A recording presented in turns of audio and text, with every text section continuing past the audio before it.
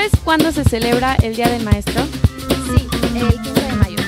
¿Y sabes cuándo se celebra mundialmente el Día Vida del de Maestro? estudiante presenta. No te quedes en tu casa. ¿Y qué opinas de la profesión del ser docente? Si disfrutas admirar la ciudad, es momento de hacerlo desde las alturas. Porque tiene que tomar muchos puntos en relacionarse con los alumnos, saber cómo hacerles llegar o transmitir el conocimiento que ellos tienen, y pues es algo difícil y es algo que admiro porque pues gracias a ellos nosotros nos llenamos de conocimientos y de todo lo que necesitamos saber para lo que nos vamos a ver. Ok. ¿Y alguna vez has tenido una experiencia significativa durante tu vida con algún maestro? Sí,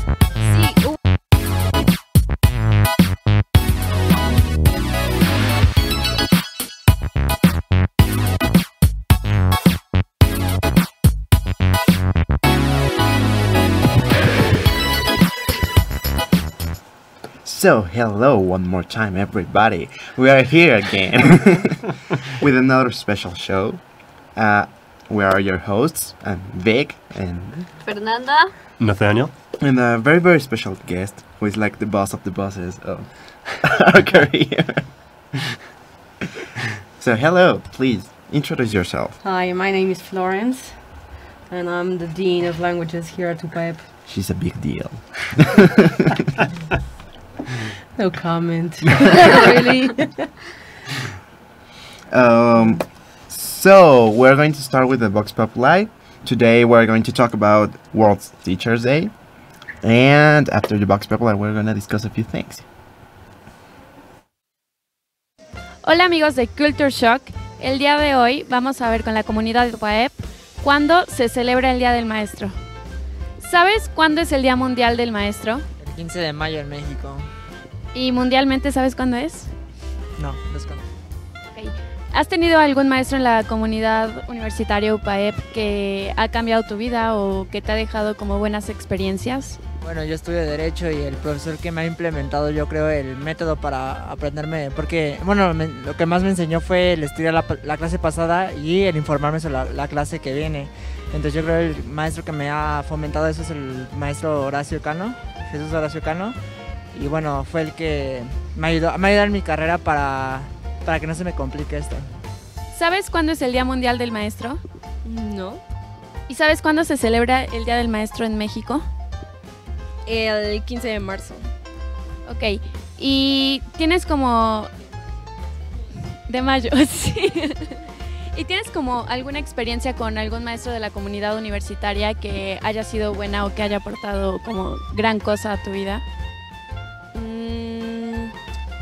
Pues en general, bueno, claro, es que hay profesores que realmente como que no es tanto una experiencia, pero por ejemplo cuando vas a pedir su ayuda, o sea, como que se toman el tiempo para poder como orientarte, y creo que pues esas han sido experiencias buenas porque al final creo que me han enriquecido a mí como, pues, como estudiante o como profesionista, si así lo quieres ver.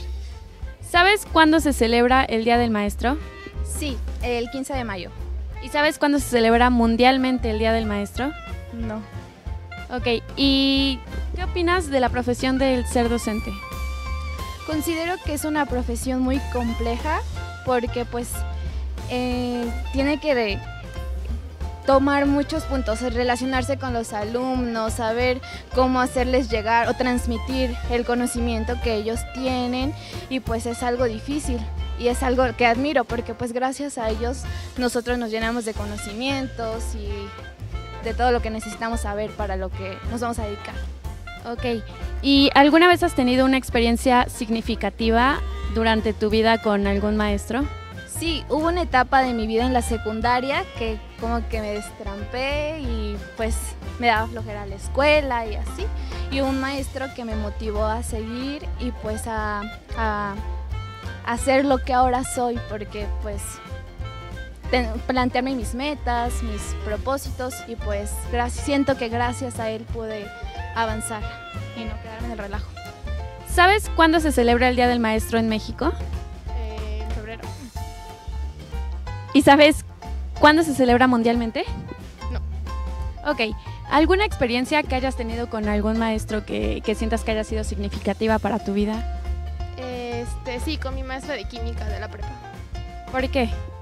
Como que nos daba muchas enseñanzas sobre la responsabilidad y la ética, sobre todo. ¿Y qué opinas sobre la profesión de ser docente?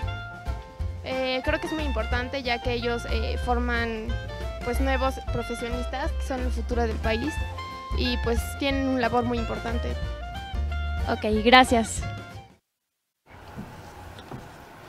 Welcome back to Radio Culture Shock. After hearing some of the responses from the Vox Populi, I think maybe we should clarify a little bit on what the difference between the Teachers' Day in March and the Teachers' Day that we are celebrating in October. Okay. But it's not in March. Yeah. It isn't in March. No, it's in May. It's in May. Okay. Yeah, but a lot of people say that it was in March. So. Mm-hmm. I don't know why. So the Teachers' Day that is not in March but is in May. Yeah. We should talk a little bit about that, but also October, and it's October 5th, so about 5 days ago. Yeah, maybe yes. And it was first celebrated in 1994. And it was because UNESCO, which is an international organization that comes from the UN, that focuses on education, science, and culture. Well, they realized that it was important to celebrate the teachers because they are the ones that are preparing the future. Even though if it's a slogan and stuff, they are the ones that are actually preparing kids and young students and even adults to develop as persons. Anyway, to develop as human beings and improve the current condition of their nations or any. And in this case, the UN UNESCO also sets benchmarks for rights and recognize. So not only to celebrate teachers, but along with this initiative, the benchmarks for the rights and responsibilities of teachers and standards for their preparation in further education, recruitment, employment, and the conditions for teaching and learning in the classroom. So it sets benchmarks. Whether or not these are met in individual countries might be a question we'll talk about later. But it certainly encourages and raises awareness around a lot of these issues, not only in the Americas but worldwide. And we can think of teaching conditions or educational opportunities around the world. So it's something important to keep in mind. And maybe to help us talk about some of these things, we can bring our guest into the conversation here. Some of your perspectives on education and what's going on here at the UPAEP and in the Decanato de Estudios de Lengua y Cultura. Yes, and but first, tell us a little bit more about yourself. We know you, but for our audience. All right. Well, I was born in France, so I'm French, and now I am also Mexican. I've been living in Mexico for almost 20 years, but the first time I came to Mexico was 27 years ago. And that was actually the first time I heard of the Teachers' Day, because there was no Teachers' Day in France, right? So I studied in France and I traveled. I spent some time in the US, in England, in Brazil, and obviously in Mexico. I started working here at UPAEP as a teacher first, 5 years ago. And 3 years ago I was given the post of dean, right? And I think that's who I am, basically. Well, it's weird for us because we obviously believe that, okay, you're going to study here and then you're going to go abroad and go to France, England, the US and be someone. And it's interesting for us to realize that foreign people are coming here in Mexico. So one of my questions is, why did you decide to stay here? Because it's, well, different. Well, I did not stay, I came back. And I decided to settle here after traveling quite a lot. I really think that we all have a certain place to be. and we just have to make sure we're living and settling at the right place. And for some reason I do not explain, or I cannot identify, I visualized myself here in Mexico, and that's why I came back to settle here. And obviously it's not easy. Being an immigrant is not easy anywhere. And when I arrived with my 2 pieces of luggage, I was 25 years old. It was quite weird for many people. So some people try to explain that by very bad explanations, right? And they just did not understand. But then I stayed, and obviously I started working. Although I did not really study to be a teacher, I studied languages to work in business and an international purchase. So I started working in the industry, in the international purchase, and I really, really hated it. So after a couple of years, I decided to try teaching. And after 5 minutes, I knew I was a teacher. Pretty much the story. Cute. And what was the first course you taught? It was French. Okay. It was French, actually. And yeah, after 5 minutes, I knew. I was pretty nervous before the first class. I did not know how to prepare a class, how to teach. And it was for me like a 5 months period meant to find out it was for me or not. And as I told you, after just 5 minutes, I knew it was for me. So obviously I had to study something else to have a proper profile to keep on teaching. And I did.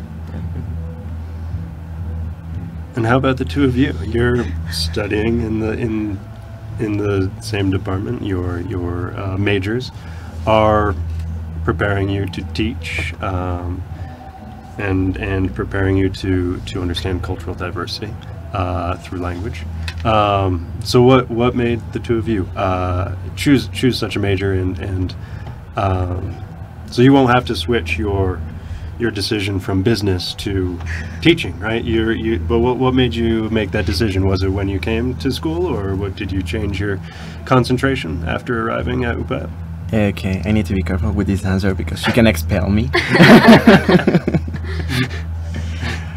But okay, so well, everybody knows that I started at UPAP studying med school. I didn't know that. Now you do. Okay, good. No, I'm the last one. I knew. Yeah, everybody. Well, it's a common story. But ever since I was in high school, I realized that was not going to be my.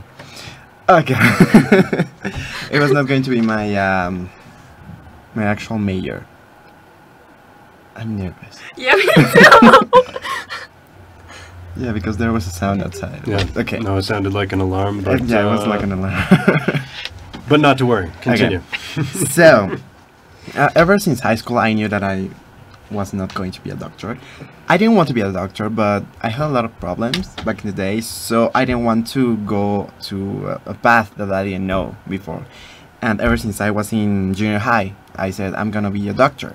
So when I realized that I didn't want to, I also was afraid of going to other places that I have known. So I kept with the idea, and then I came here, and yeah, it took me 5 minutes to realize that I was not going to be what I wanted to be as a grown-up. So I was going to quit the university, but I've got a scholarship, so I said if I have a scholarship here, then I'm gonna use it. I went and I saw the curriculum of the career, and I realized that I love languages and I love culture. So at the beginning, that's why I started, because of languages and culture. Education was like, it's there. And I like the part of the cultural diversity, because for me, it's not like international relations where you need to deal with administration and money and laws and international treaties and stuff like that. Politics that I don't like. So I decided cultural diversity because for me that's staying with the human part of everyone and checking how they are, but from their bases, values, norms, traditions. And well, I started, and yeah, that's why I'm here. And also with all the classes of education, now I realize that I want to be a teacher and also try to improve the Mexican system, not just for people in cities, but also for indigenous people or rural people that obviously have the right to study but cannot do it because of different reasons. So yeah, I'm here, and after my career I want to study something related to indigenous people and how to integrate and make an inclusive society regarding education. Okay. So that's my plan.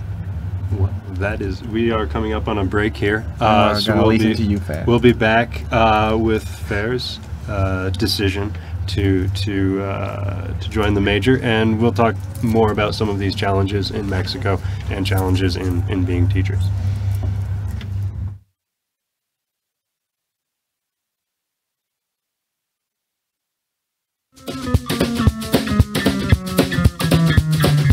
Vida de Estudiambre presenta No te quedes en tu casa. Si lo tuyo es la aventura, es momento de ponerte el traje de explorador, tomarte fotos con los cachorros de león, las aves y viajar en un jeep de exploración, acompañado de un elefante y rinoceronte. Pero si eres más arriesgado, debes tener entre tus manos una imponente serpiente de 4 metros. African Safari, el sitio de tu interés.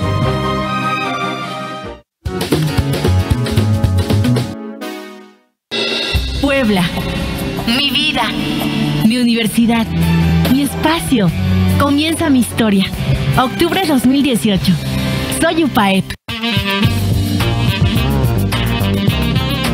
¿Te gustaría crear o mejorar dispositivos para el servicio de seres vivos, tales como prótesis, órtesis e instrumental biomédico? ¿Qué estás esperando? La Escuela de Ingeniería Biónica de la UPAEP te invita a conocer cómo un ingeniero biónico domina y aplica las habilidades de elementos mecánicos, electrónicos y biológicos en las personas. Conoce nuestro plan de estudios conformado por 9 cuatrimestres con líneas terminales en diseño y manufactura de prótesis, emprendedores e instrumentación biomédica, con un campo de trabajo que va desde el sector salud, automotriz y aeroespacial. Para más información, comunícate al teléfono 229-9400, extensión 7146, o consulta la página www.upaep.mx. Ingeniería biónica, calidad de vida en tus manos. Haz lo tuyo. Hazlo UPAEP.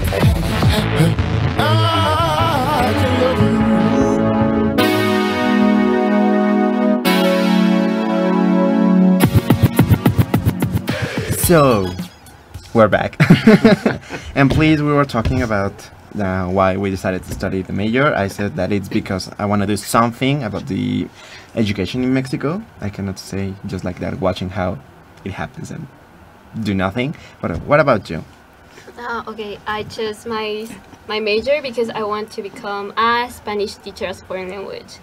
Because long time ago, I was forced to study Chinese, and I had a very, very good teacher that makes me love her culture, her language, and everything. So I thought that I want to be like her. I want to go abroad or maybe have foreigner students in here, and I want them to feel the same way I feel with that teacher. I want to show to the world that Spanish is beautiful, Mexico is beautiful, and my culture is also beautiful. Yeah. God.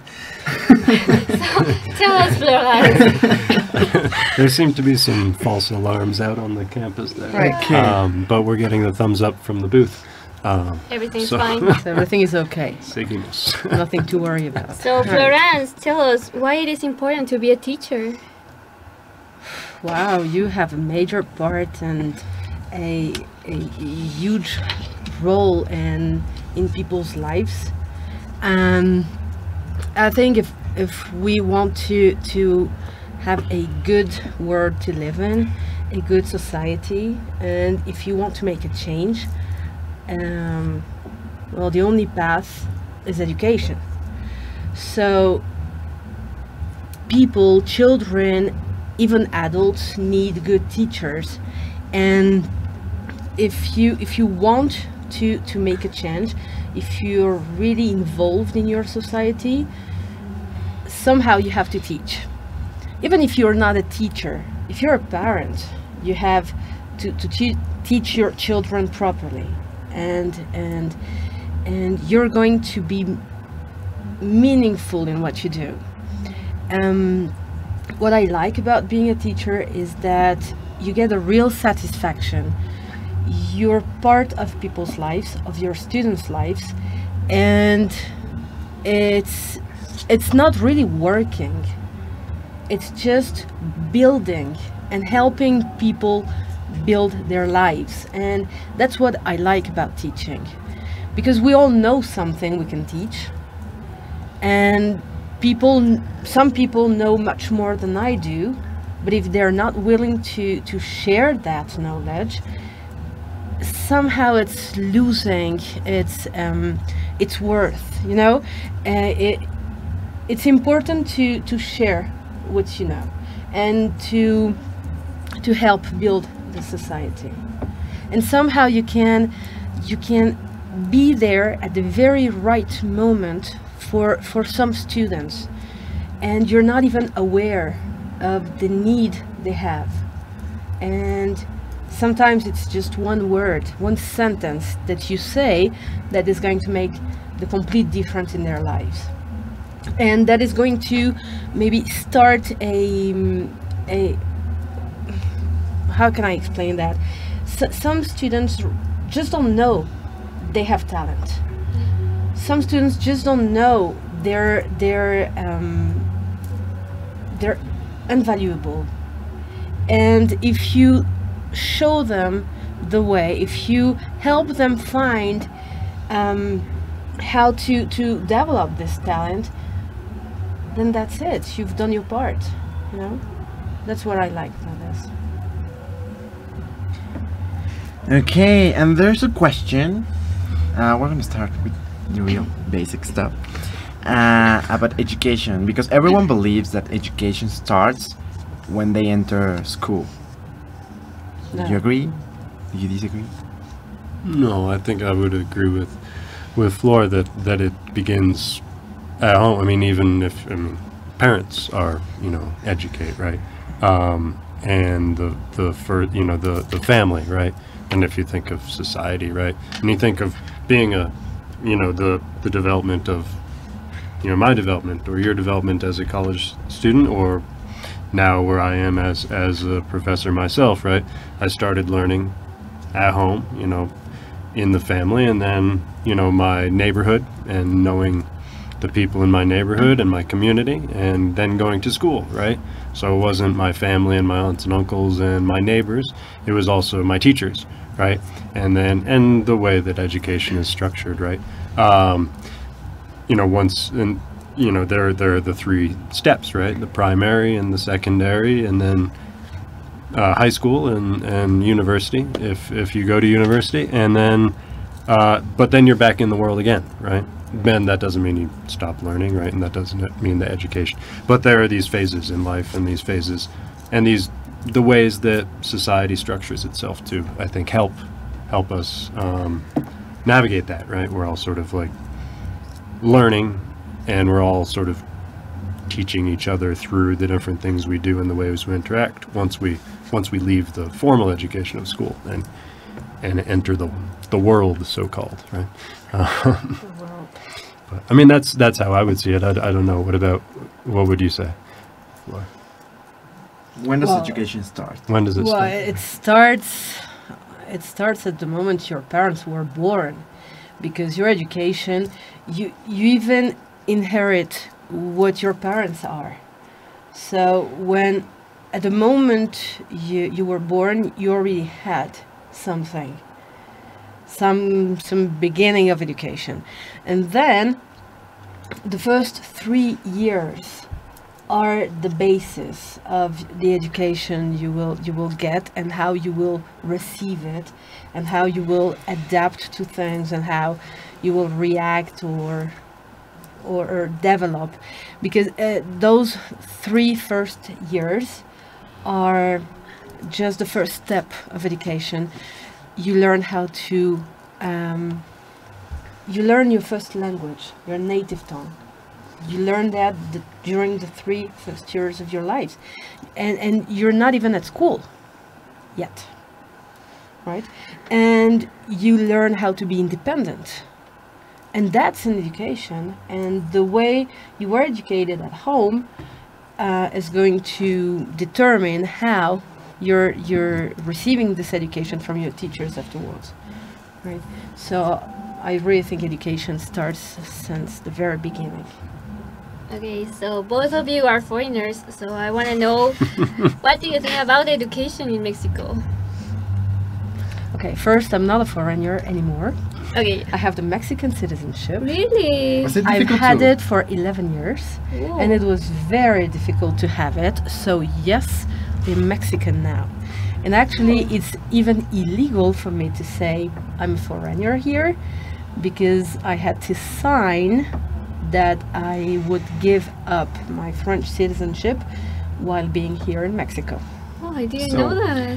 Yeah. If you're here, you're Mexican, you're not French? Exactly. And when you leave Mexico, you can be both? Exactly. Oh, that's new. Is there like a special ceremony, or you just have a paper and that's it? There's supposed to be a ceremony with the president of the country, but I was not invited because well, for some reason, my citizenship letter was lost somewhere, and so they just gave it to me, and that was it. So I was not at the very special ceremony that does exist. It was with Calderon? It was with Calderon, yes. Yes, it was. Yeah. In 2007. Okay. I am just a temporary resident. You can become a Mexican citizen if you want. Right, so what's our opinion about Mexican education? I think there is no balance in the education here in Mexico. You can find both excellent education, very high level education, and a very low education with even no resource, which is just not acceptable. It's quite it's something that foreigners would not expect to find here in Mexico. You have excellent students with a very high level, academic level, and those students can easily get a scholarship to be part of any research program worldwide. But on the other side, you have a lack of resource for the rest of population. So that's something that is quite surprising here in Mexico. What do you think? Yeah, I mean, a lot of people have asked me that question from back home in the States, asking me, you know, what is it like there? And I would, yeah, I've noticed, you know, I have limited experience, right? I studied as an exchange student over at the UDLAP, and I've taught here at the UPAEP.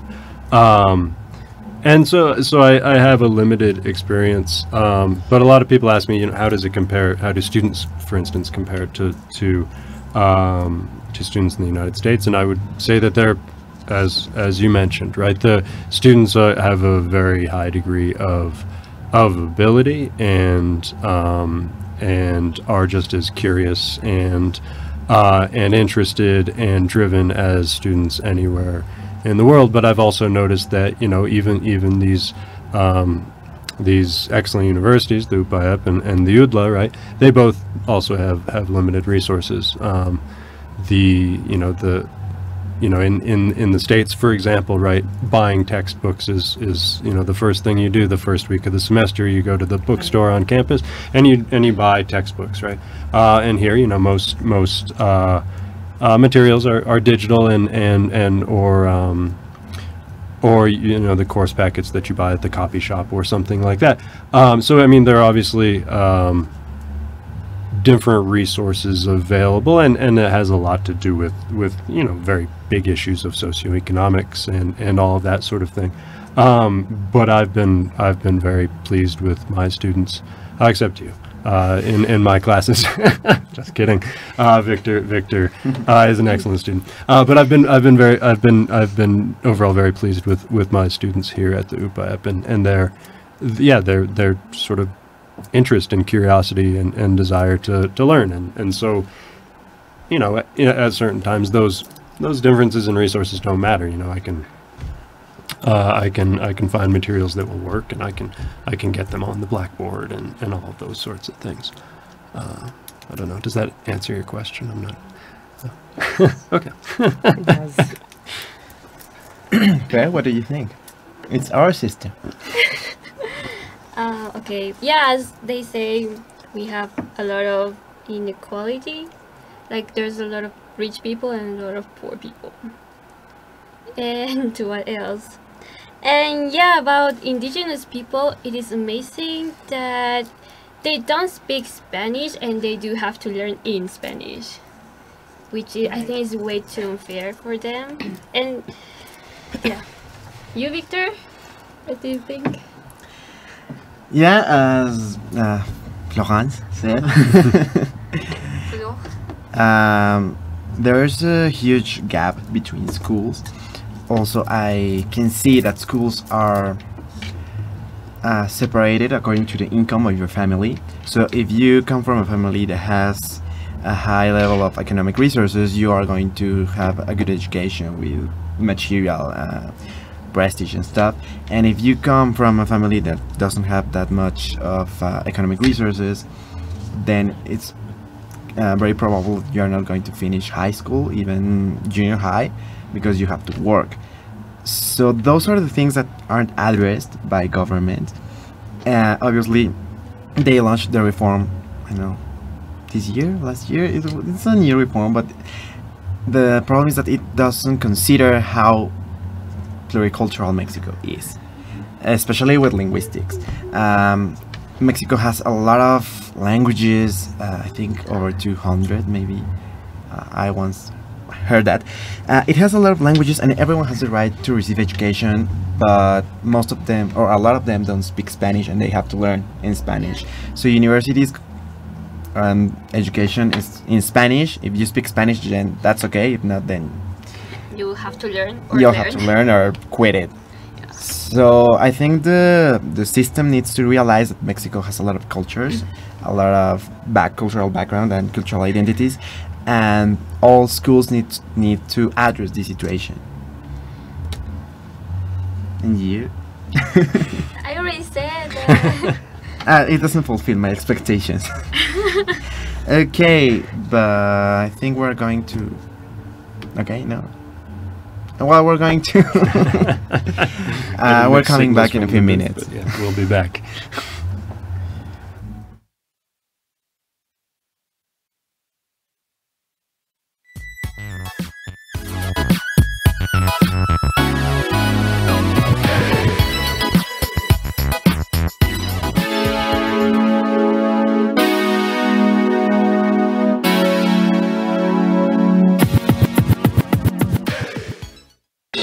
Puebla, mi vida, mi universidad, mi espacio. Comienza mi historia. Octubre 2018. Soy UPAEP.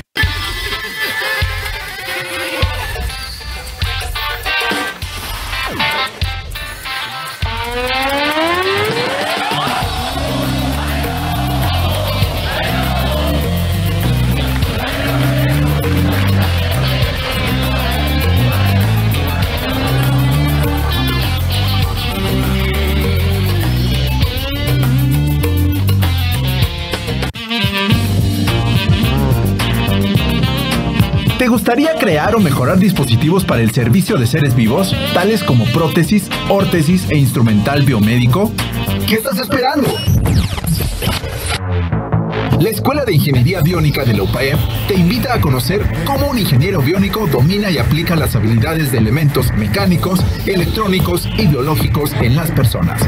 Conoce nuestro plan de estudios conformado por 9 cuatrimestres con líneas terminales en diseño y manufactura de prótesis, emprendedores e instrumentación biomédica, con un campo de trabajo que va desde el sector salud, automotriz y aeroespacial.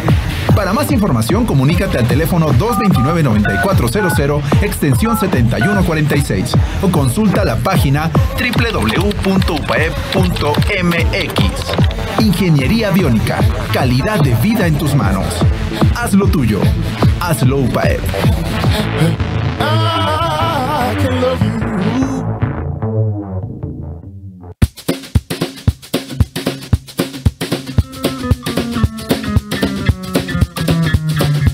Vida de Estudiambre presenta No te quedes en tu casa.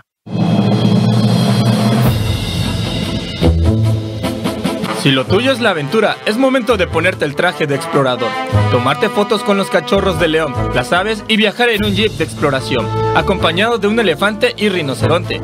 Pero si eres más arriesgado, debes tener entre tus manos una imponente serpiente de 4 metros. African Safari, el sitio de tu interés.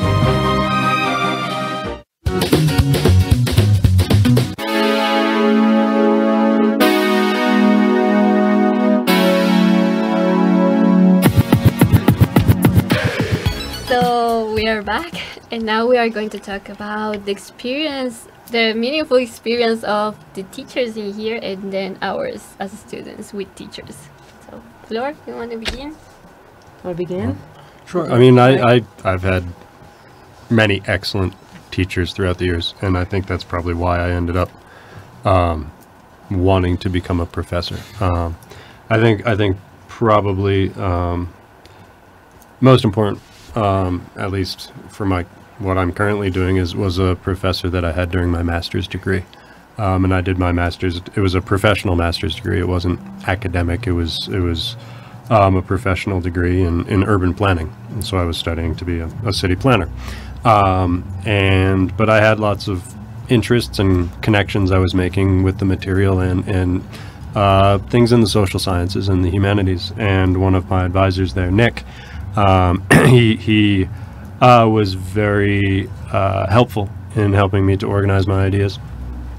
I took an independent study course with him where I designed my own syllabus, and he sort of guided me in making some of these connections, and eventually he encouraged me. I mean, he made sure that I knew what I was getting into, because to do a PhD is not an easy task, and it can be physically and emotionally draining. But you know, after sort of cautioning me and knowing that I was serious about it, he really helped me to connect the ideas, all these different ideas and interdisciplinary connections I wanted to make. He helped me to start making those, and that really defines who I am, like on my CV or my profile as a professor. That really defines who I am today. All right. Well, in my case, first as a student, I think I remember quite a few teachers as being meaningful for me at different stages, for some different reasons.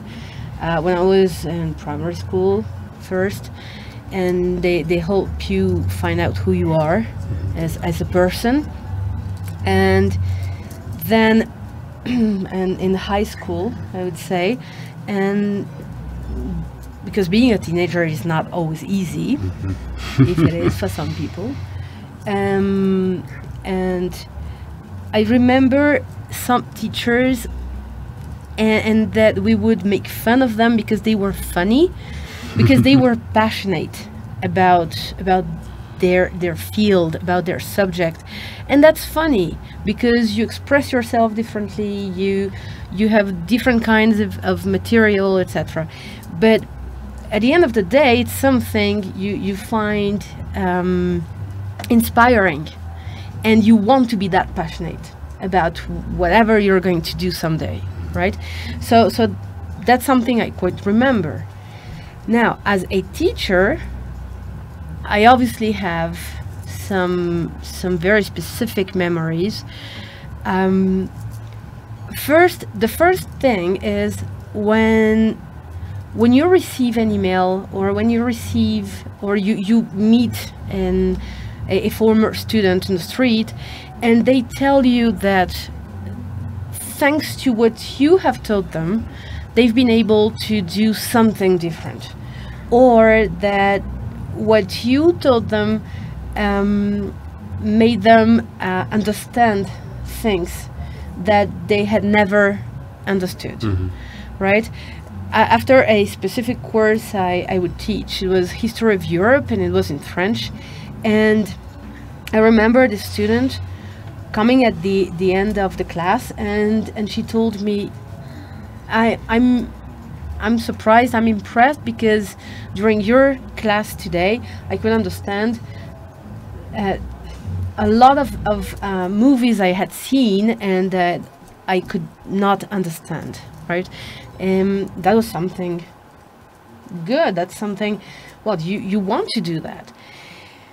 But the most significant, I'm not sure it's about the content of the class, but it's part of what you do as a professor, because you work with people every day, and most of these people are just going to arrive to your class and they just want to learn something. But I remember this very student, you could tell he was depressed, and you could tell, well, you couldn't tell if it was just laziness or depression, but something was not right, because he would just arrive to class and read or even sleep, right? But I did not take that personally, because it was not with me, it was not about me. And one day I remember I saw him and I found him like a bit different. So at the end of the class, I just told him, I asked him to stay, and I told him, remember, nothing is that bad. If you have a problem, just tell me, but everything has a solution. And he left, right? After that, I did not see him for 2 weeks. And after 2 weeks, he came back. At the end of the class, he did not attend the class. And I was quite surprised, and I asked him how he was. And he told me that he wanted to thank me. I did not know why. And I said, well, I didn't do anything. And I'm not sure you're taking advantage of my class because you're always reading or sleeping, right? But it was not a reproach. And he told me, I know, but the last time I came, I actually came to say goodbye because I was about to commit suicide. And for some reason, you knew. And I said, I didn't know. And he told me, but you told me the right words. And that very night, I talked to my parents, and, well, we argued a lot, but we solved the biggest problem I had. And that was, for me, obviously, a very strong moment. And I think that very day, I realized the impact we can have on a person's life. It can be a positive impact or a negative one. Because some people tend to take personally what students do in class. And obviously when you do something, when you act a certain way, it's because of the life you're having. And it doesn't have to be like part of the relationship with your teacher. It's not that. It's not that you don't like the class. Or maybe you don't like the class, but that's not something personal, right? Mm-hmm. And I really valued this role we have on our students, and that was a strong moment for me. Yeah. I'm speechless. Yes, quite a story. Fair? Sorry. Okay. I have had a lot of good experience with teachers. The ones that I can remember was the Chinese teacher I said at the beginning. She was very nice. She makes me love a language that I thought I hated, and that was, I think, amazing. By the other way, in the other hand, I also had a German teacher that makes me hate German more than I hate it right now. So there are always good and bad teachers in my history. And I also remember a Spanish teacher I had in high school. She was very, very strict, but she was very nice because she knew how to teach. Even though sometimes she came to the classroom, she was angry and she said that we would never do something with our lives because we didn't know how to read. She made us good students and she helped us a lot. I really like her. She was very nice in every way. In a certain way. Everything. And Victor, how about you? For me, there was this. I come from a Jesuit high school. I don't want to say Catholic because when you say Catholic, it's like, so you get up every day and you pray and then you pray again and you end up praying. I used to do that. Do you have any problem? No, but with Jesuits, maybe in elementary school, but in high school you don't do that. Oh. There was this class, but instead of having a religion, which is where does Jesus come from, who were his parents and stuff like that, it was more like about the importance of having him as a person, as a historic character. Not like he was the son of God, rather than he did something and he was a preacher and he talks about love and brotherhood and stuff. Not like it was not about whether he was the son of God or not, but what he did as a person. And also there were classes about what was important for you, that everything that happens for a reason and you can decide what to do after that. So one of these teachers that taught this class, she was more like a friend than a teacher for everyone. She would arrive and she was really strict, but you know that if you had a problem you could go with her, and well, in some cases she would go outside school with us to go to the park and maybe have a smoke. But that smoke represented a lot. Not just I'm smoking with a teacher, but I'm smoking because we are human beings, we are a person, and we can connect. So it was outside the class. Obviously, you are fomenting other types of behavior. But yeah, it was a friend. So that's as a student. And I wasn't a teacher, but I was there. We have missions, so we go with people from the Sierra Madre and we stay with them for a few days. And I used to do that when I was a student, but after I graduated I became, it's called a companion. So you don't go there and you don't have to plan anything, you're just with the group and you're checking that everything's okay. So I remember when I was this companion, it was a good experience. But I thought that it was going to stay there, like we're friends and that's it. And 1 or 2 months later, one of the students I went with sent me a message and told me that he had a problem and he wanted a piece of advice from me. So when I thought that it was just going to be like, we went there for a few days and then that's it, everyone takes their own bath. And then the message he sent me was like, I can do stuff. Even if I'm not aware, people have the idea that they can trust me, so I can give back the favor and help in any way. So nice. Yeah. That's a joke. Thank you very much.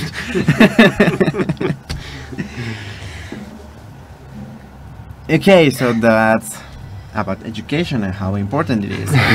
So for our closure, you wanted to talk about this? Well, what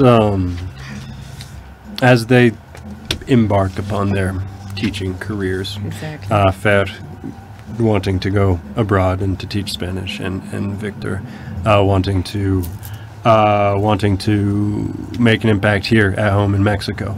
I mean, what sort of advice can we offer to them, or what would, I mean, two very different situations. Is there a universal advice that you give to future teachers, or is it specific to what type of teaching they want to do, or? Well, the first thing would be make sure you really want to be a teacher, because sometimes, as it was my case, right, I didn't know I wanted to be a teacher, and I found out it's quite fast. You want to be a teacher or not, and you know that from the very first day you start teaching. But in case you realize you don't want to be a teacher, accept it, because then it's for life. It's something you're going to do, and you're going to offer everything you have, and that's important, because there is, as you said, there are bad teachers. The problem is that some people teach because they don't know what else to do, and they are not willing to find out. Because obviously it's a challenge, it's a risk. You're taking a risk when you want to change the field and the professional field. Now, that's the first thing. Make sure you're a teacher inside. Then trust yourself. It's not easy. It's not easy, but you're giving the best of you. And always remember that students' reaction is not something personal. Sometimes you have like a group you consider a nightmare. It's not about yourself. It's not about them. It's about the moment. They're not bad people. They're not bad. It's not about school. It's just not the right moment, and you need to find a different way to do things. And that's quite challenging, because it can happen after a 20-year experience, right? And then be sure that you're always serving people. You're serving society. And that's something very noble. There is no such a thing as a noble profession, right? And you're giving society something, so that's important. Thank you. Thanks. Nathan? I mean, I would say, I would agree with the thing about not taking it personally, right? Yeah, I mean, with both as a student and as a professor, right? Your professor probably isn't thinking about you all the time, right? Because they have a dozen, a dozen students in each section that they teach or something like that, and they can't be thinking of all 50 students that they have or more every semester all day long. But then, as a professor or as a teacher, you have to remember, well, then my students aren't always thinking about me. And if, a lesson went badly or a class didn't go as planned, then, I mean, even though you might beat yourself up over that as an instructor, because that's your job to run a good classroom, those things happen, and your students might be disappointed at the end of the day, but a week later they won't even, they won't remember that one bad class amid the classes that went well. And also, yeah, just to listen, right? To listen to your students, and to listen to your peers, right? Teaching is not easy, and so having that support group and spending time with other faculty members or just in the teachers' lounge, right? Is good practice. So it is. So, Florence, merci beaucoup. Thank you very much. You're very welcome. Thank you very much for coming. Thank you. We know that it's quite an experience to be a teacher, because you need to deal with students and their existential crises. Well, yeah. But thank you very much. Thank you guys. I think this is it for today. Yeah, our show on World Teachers Day, and remember the Teachers Day that is in May is the national, is in May, not March, is the National Teachers Day. They're celebrated in Mexico, but this is October 5th was World Teachers Day, and an awareness of teaching and yeah, from the UN.